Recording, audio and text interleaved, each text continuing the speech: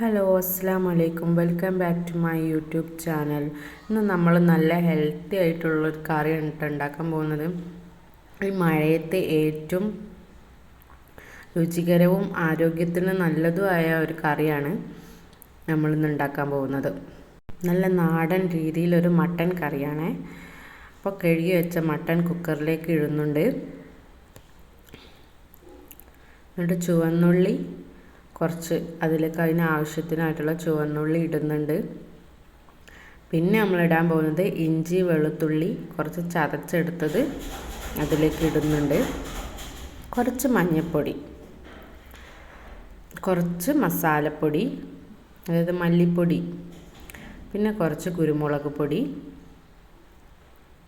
ആവശ്യത്തിന് ഉപ്പ്, പിന്നെ അതിലേക്ക് ആവശ്യത്തിന് വെള്ളം ചേർത്ത് നന്നായി മിക്സ് ചെയ്ത് കുക്കറിൽ അടച്ച് വെക്കുകയാണ്.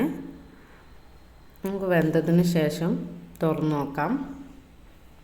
നന്നായി വെന്തിട്ടുണ്ട്, നല്ല സ്മെല്ലൊക്കെ വരുന്നുണ്ട്.